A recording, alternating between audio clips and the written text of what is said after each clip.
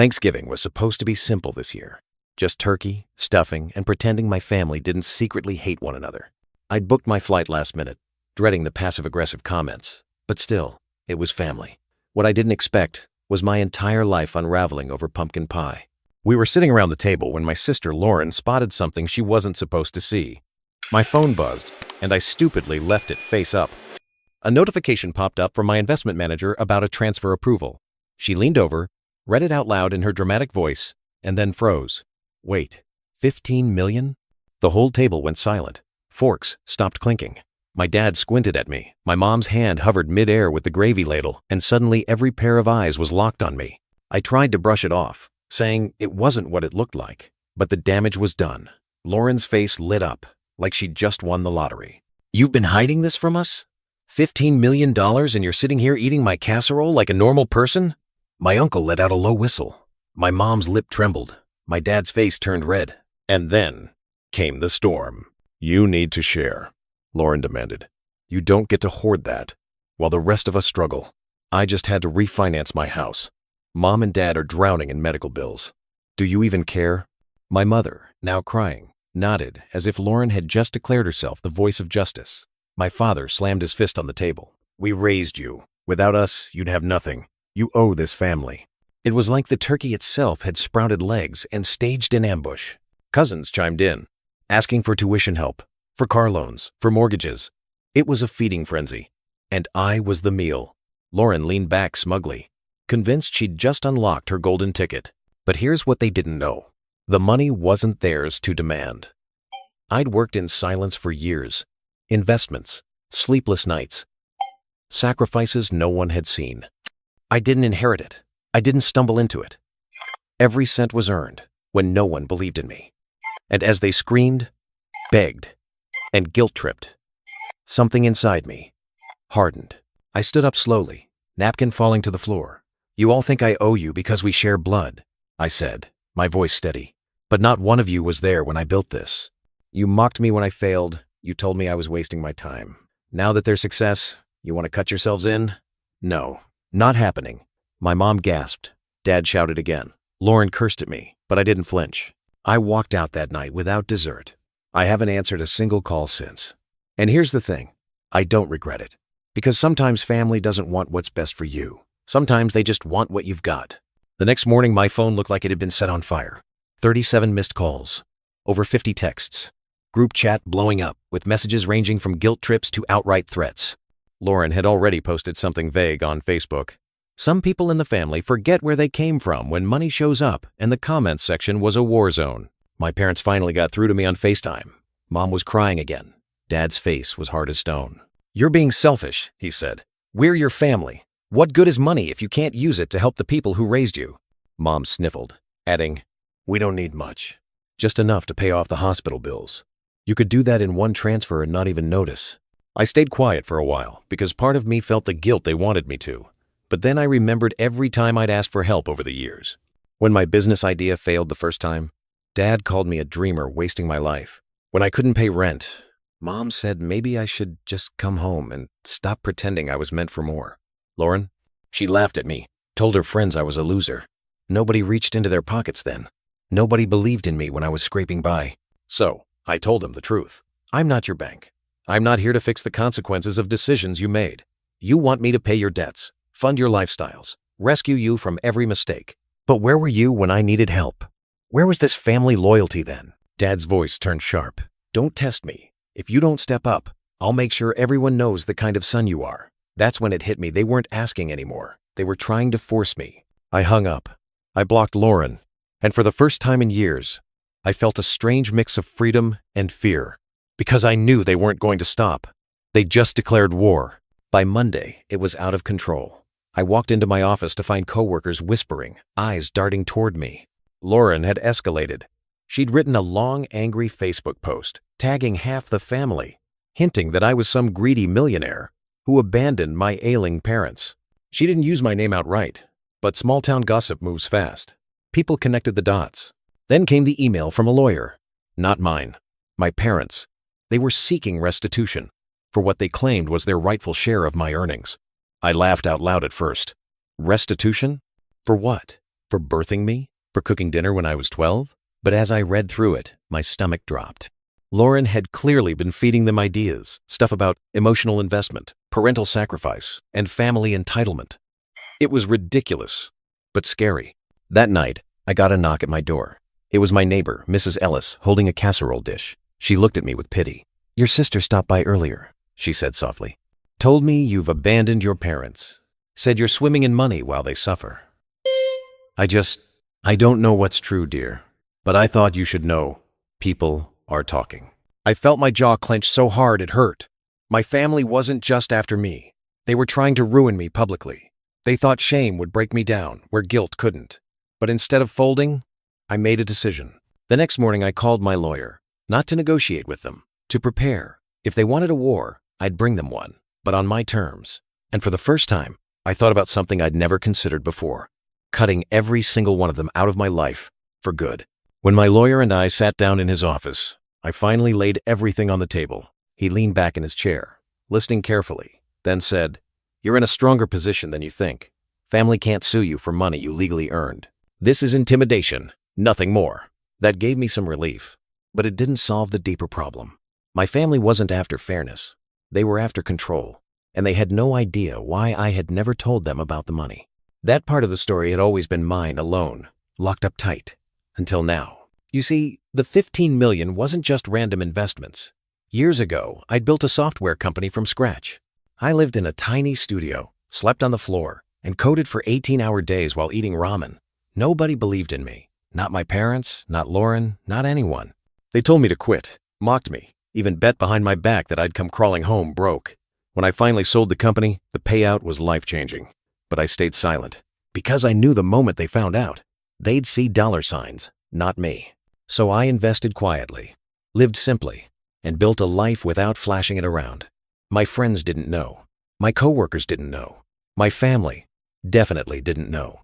It wasn't about secrecy, it was about survival. And now, watching them claw at me like vultures proved I had been right all along. That night I wrote a long email to my family. No anger, no yelling, just facts. I reminded them of the years they laughed at me, dismissed me, called me a failure. I told them I owed them nothing and never would. And I ended with one line that made my hand tremble as I typed it. "If you continue to harass me, I will cut all ties legally, financially, and personally. From this point forward, consider this your warning." I hit send, and for the first time in years, I felt lighter. But I also knew my family. They weren't going to let this go. And deep down, I had the sinking feeling that the worst was yet to come. Sure enough, Lauren didn't take my email as a warning. She took it as a challenge. 2 days later, I woke up to a storm of notifications. Lauren had gone nuclear. She posted screenshots of my investment emails, twisted out of context, making it look like I'd hidden offshore accounts and shady dealings. She claimed I was hoarding stolen wealth while our parents couldn't afford basic care. She tagged local reporters. She even hinted she might go to the IRS. My phone rang nonstop. Old high school friends, distant cousins, even people I barely knew wanted to hear my side. My reputation was dangling by a thread, and Lauren was sharpening the scissors. But here's what she didn't know. I'd been patient with her for years. I'd stayed quiet every time she gambled away rent money, begged me for small loans I never saw again, or lied about her finances. What Lauren forgot was that I had receipts, literal ones, and in her eagerness to smear me, she'd opened the door for me to finally use them. That night, I drafted my response. I didn't post a rant, didn't yell back. I uploaded one calm, concise message with screenshots of my own, evidence of Lauren's repeated money problems, her fake GoFundMe scams, and her messages begging me for cash. I blurred sensitive details but left just enough to show the truth. She wasn't some noble sister fighting for fairness. She was desperate, drowning, and willing to drag me under to save herself. The silence after I posted was deafening. The comments flipped almost instantly. People who had believed her were suddenly turning on her. And while my parents didn't respond right away, I knew Lauren had crossed a line she could never uncross. Still, I couldn't shake the feeling that she wasn't done. If anything, this was just the beginning of her unraveling, and the next move she made would be the most dangerous yet. I didn't have to wait long. By the weekend, my parents called a family meeting over Zoom. I almost didn't join, but curiosity got the better of me. When the screen loaded, Lauren was already there, arms folded, smirking like she'd won. My mom looked exhausted, eyes puffy from crying. My dad had that stern, disappointed glare he'd perfected since I was a kid. Dad cleared his throat. "We've made a decision," he said firmly. "Your mother and I are signing over power of attorney to Lauren. She'll handle all legal matters regarding this family's finances, including what's owed to us." My jaw literally dropped. "What's owed to you?" I repeated, barely holding back a laugh. "I don't owe you a cent. And giving Lauren power of attorney doesn't magically make me responsible for bailing you out." Lauren leaned in, smug. "Actually, it does. Once I file for support and present your assets, the courts will see the truth. You've been neglecting your parents while they suffer." And trust me, people eat those stories up. Millionaire son abandons family? You'll look like a monster. For a second, I just stared at her. The audacity was breathtaking. She really thought she could twist the law, twist public opinion, and corner me into handing over everything. I let her finish her little speech, then leaned forward. "Lauren, I'll give you one warning. You try to drag me into court, I'll bring everything to light. Your debts, your scams, the people you conned, every skeleton in your closet. I'll line them up for the judge to see. And when it's done, you won't just lose. You'll be ruined." Her smirk faltered for the first time. Mom gasped. Dad shouted at me for threatening family, but I didn't raise my voice. I just clicked, "Leave meeting." That night, I wired a retainer to my lawyer and told him to prepare for the worst, because I knew Lauren wouldn't stop. She'd push this as far as it could go, and I was ready to let her, because I had one card left to play that none of them knew about yet. The family meeting left me rattled, but not broken. I spent the night pacing my living room, thinking about every angle. Lauren wanted a war? Fine. But wars aren't won with anger, they're won with strategy. That's when I remembered the ace I'd kept hidden all these years. The one thing that could silence them for good. When I sold my company, I didn't just pocket the payout. I set up a trust. Not for myself, for the future. The trust was airtight, with legal protections my lawyer had helped me craft, so no one, not even family, could touch it. And here's the kicker. The trust had stipulations. If anyone in my immediate family attempted to sue me for money, slander me publicly, or try to coerce me legally, they would automatically be disinherited from it entirely. No appeals, no second chances. They didn't know, of course. Because why would I tell them? At the time, I just wanted to make sure greed couldn't tear us apart down the road. Ironically, that's exactly what was happening now. So, I had my lawyer draft a formal notice. It was short, blunt, and devastating. It laid out the existence of the trust. It explained the clause in black and white legal terms. And it ended with a single sentence. Any further harassment, public defamation, or legal intimidation will result in your immediate and permanent removal from any future inheritance. We couriered it to their doorstep. Certified, signed, stamped. No way to ignore it. The fallout was instant. My mom called, sobbing, saying she didn't understand. My dad barked about betrayal. But Lauren, she went completely silent. She knew she'd pushed too far, and now the golden ticket she thought she had was dangling by a thread, one she couldn't afford to snap. For the first time since Thanksgiving, I slept through the night without waking up in a cold sweat, because finally, I had control again.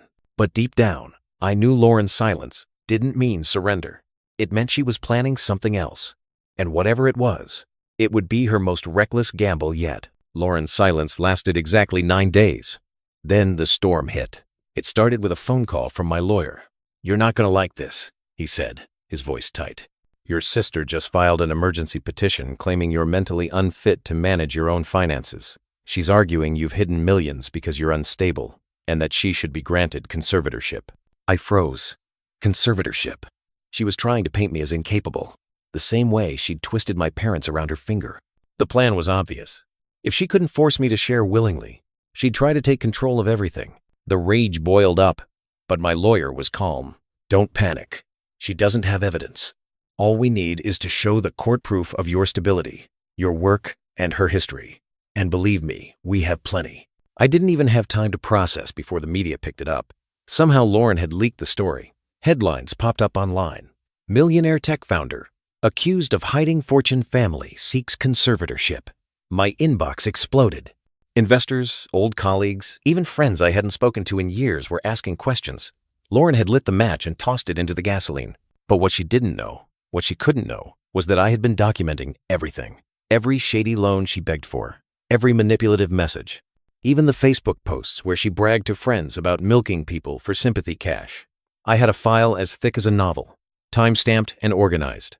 When the hearing date came, Lauren walked in looking smug, my parents trailing behind her like loyal soldiers. She thought she had me cornered. But when my lawyer began presenting her history to the judge, complete with screenshots, bank records, and testimony from people she'd scammed, her face drained of color. The judge didn't just dismiss her petition. He scolded her for wasting the court's time and hinted at perjury charges if she kept it up. My parents sat in stunned silence. Lauren stormed out before it was even over. I walked out of that courthouse lighter than I'd felt in months.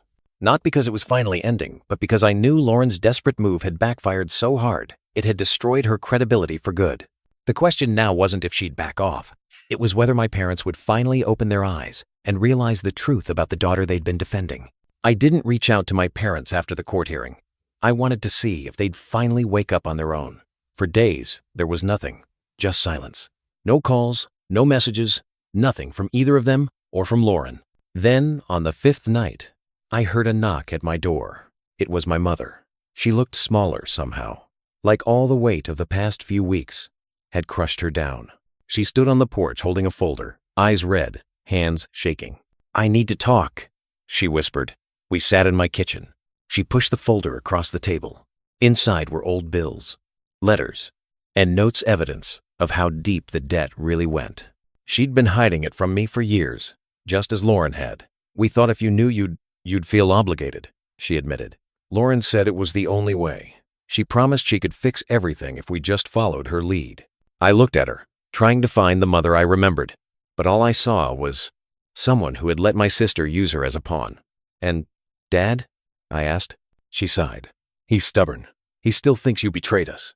He doesn't understand what Lauren's become." The anger I'd been carrying started to soften, not vanish, but shift. For the first time, I saw my mom not as a conspirator, but as someone who'd been manipulated just like everyone else. But forgiveness wasn't something I could hand out like candy. "Mom," I said carefully, "I need you to understand something. I love you, but I'm not your savior. I worked for what I have, and I won't let anyone, Lauren, Dad, or even you, use guilt to take it away. If you want a relationship with me, it has to be without money attached. No more demands. No more schemes." Her eyes filled with tears, but she nodded. For the first time, I believed she actually understood. But as she left, she warned me softly, "Your sister's not done. She's desperate now. And desperate people, they're dangerous." And in that moment, I knew my mother was right. Lauren had already lost in court, lost her credibility, and lost control, which meant her next move wouldn't be clever. It would be reckless. Mom's warning echoed in my head for days, and I didn't have to wait long to see what she meant. One night, just past midnight, my phone buzzed nonstop. Notifications poured in from friends, colleagues, even a few journalists. Lauren had launched her final play. She'd gone live on Facebook in front of hundreds of viewers, ranting for nearly an hour.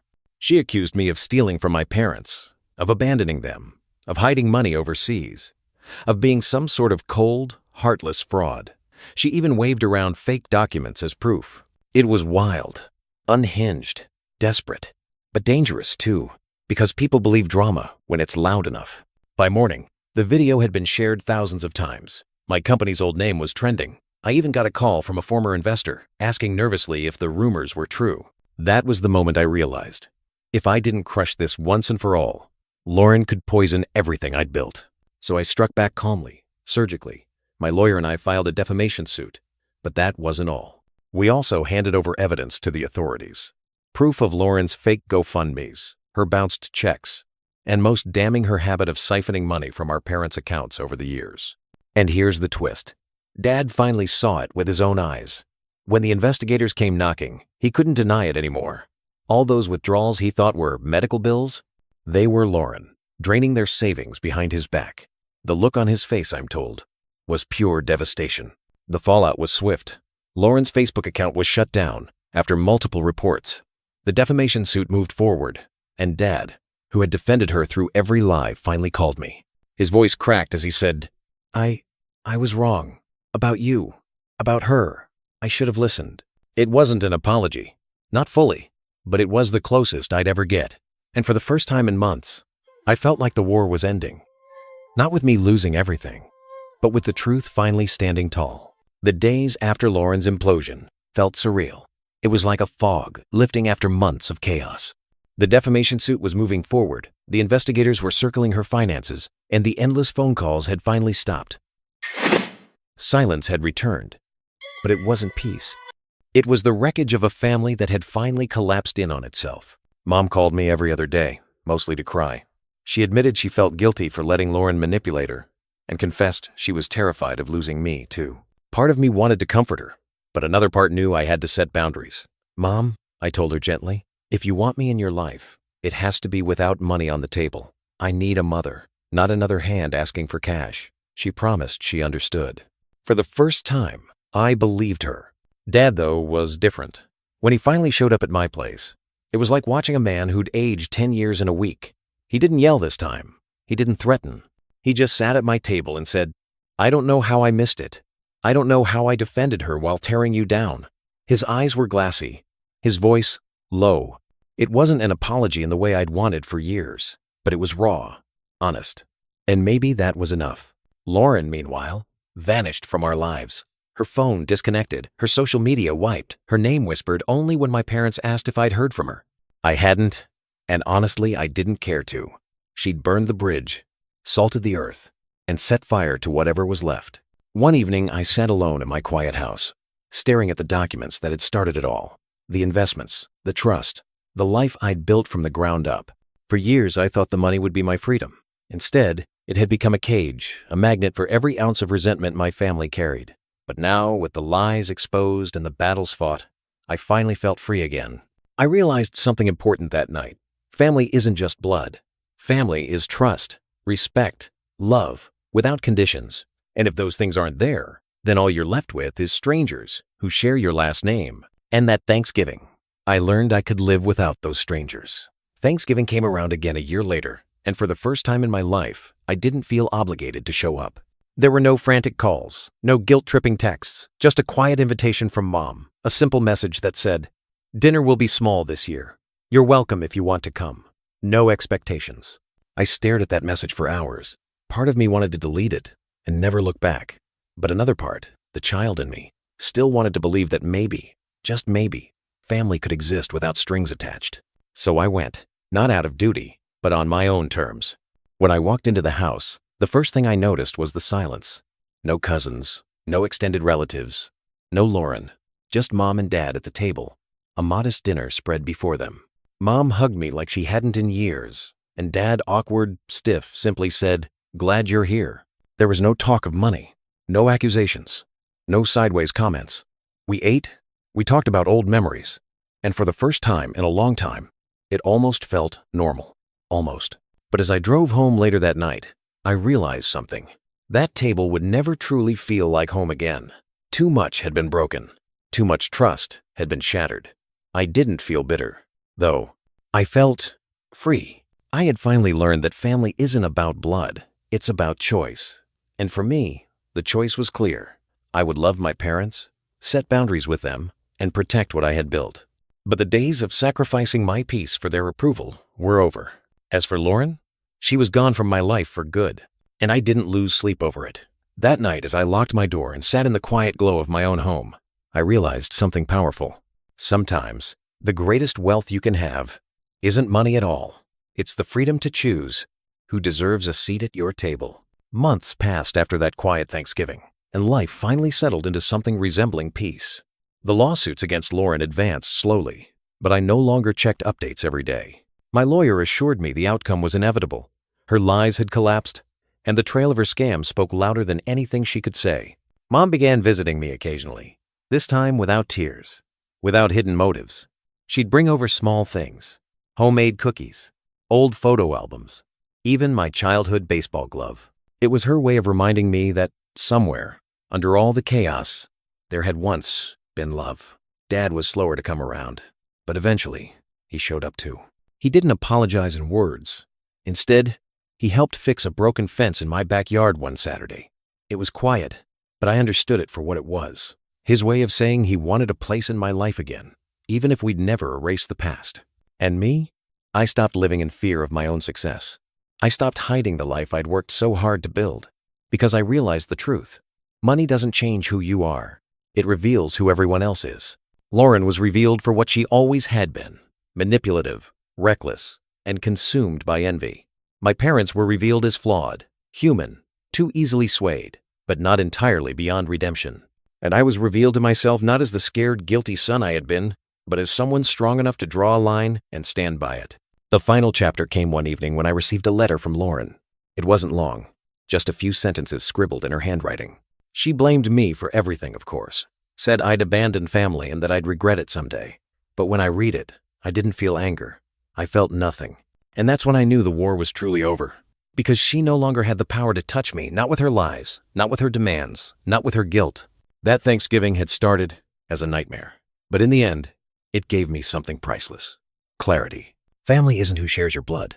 Family is who stands beside you when the world tries to tear you down. And as I closed Lauren's letter, tossed it in the trash, and sat down in my quiet home, I realized I finally had all the family I needed.